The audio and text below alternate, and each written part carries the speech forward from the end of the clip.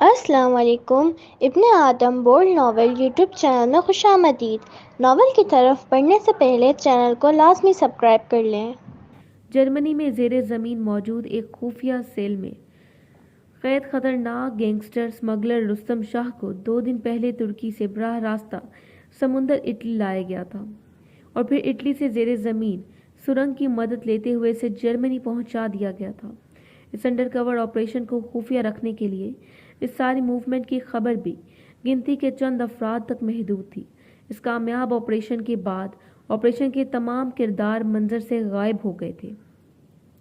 فائمہ کو medical check up کے نام پر استنبول میں ہی روک لیا گیا تھا کیونکہ جرمنی پہنچ جانے والا انسپیکٹر مارک اس کے معاملے میں محتاط رویہ اپنائے ہوئے تھا۔ آپریشن ختم ہونے کے بعد وہ مسلسل خاموش اور ڈری سہمی ہوئی تھی۔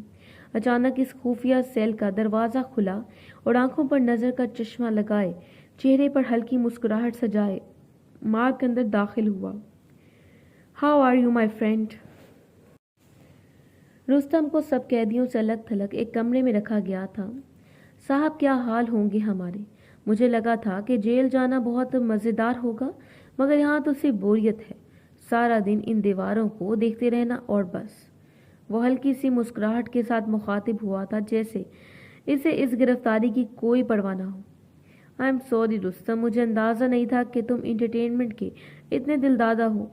جھوٹ مت بولو صاحب، تم مجھے اچھے سے جانتے ہو، اس لیے ہی تو وہ چھلان بھیجی تھی۔ چھلان؟ مارک حیرانگی سے متوجہ ہوا۔ صاحب مجھے نہیں پتا اسے انگلش میں کیا بولتے ہو تم لوگ، مگر مجھے پتا ہے کہ تم سمجھ گئے ہو۔ وہ پرسوٹ ٹائپ کچھ، وہ کیا کہتے ہیں، دھندا کرنے والی عورت۔ اچھا چھوڑو اسے، یہ بتاؤ کہ ساری انفارمیشن کیسے دو گے مجھے؟ ہٹلر بننا پڑے گا یا؟ انسپیکٹر نے جملہ لمبا کھینچتے ہوئے ادھورا چھوڑ دیا تھا۔ نہیں صاحب، اپن تو جرمنی کے نام سے ہی ڈر لگتا ہے، اوپر سے ٹارچر، وہ بھی جرمنی میں۔ نہیں صاحب، ٹارچر نہیں کرنے کا، میں ایک چھوٹا سا سڑک چھاپ گنڈا ہوں، آپ کو مجھے مارنے میں بالکل مزہ نہیں آئے گا۔ وہ ہتھکڑی لگاتے ہاتھوں کو مارک کے سامنے جوڑ رہا تھا۔ میں آپ کو سب بتاؤں گا، ایک ایک انفارمیشن، مگر آپ کو، مجھے ڈر لگتا ہے، یہ ٹارچر وارچر نہیں۔ بڑی جلدی ہوا نکل گئی رستم۔ مارک ہونٹوں پر فاتحانہ مسکراہٹ لایا تھا۔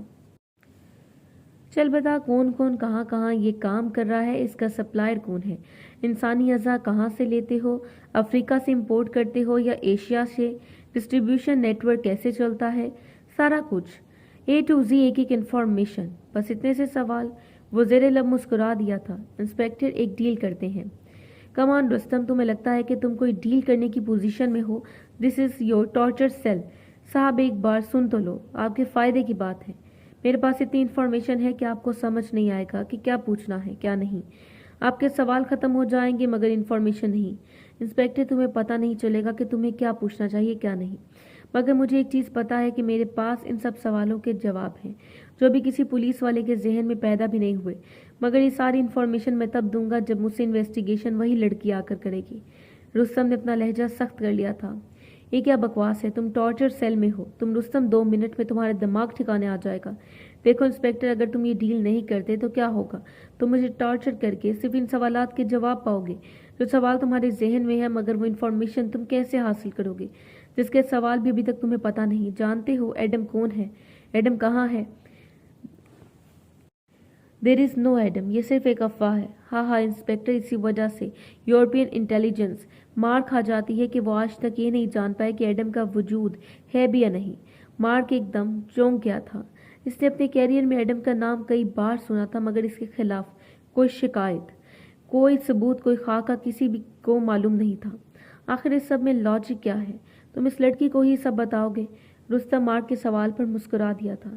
جس رستم شاہ کو پکڑنے میں پوری دنیا ناکام رہی تھی، اس لڑکی نے اس رستم کو پکڑا ہے، اس لیے اگر یہ ساری انفارمیشن چاہیے تو اسی لڑکی کو لاؤ صاحب۔ آپ تو جانتے ہو کہ اس ٹارچر سیل میں بندے ہاتھوں کے ساتھ رستم کیا کر سکتا ہے۔ رستم نے مارک کو ایک نئی الجھن میں ڈال دیا تھا۔ وہ جانتا تھا کہ فائمہ کی دماغی حالت رستم کا سامنا کرنے کے قابل نہیں ہے۔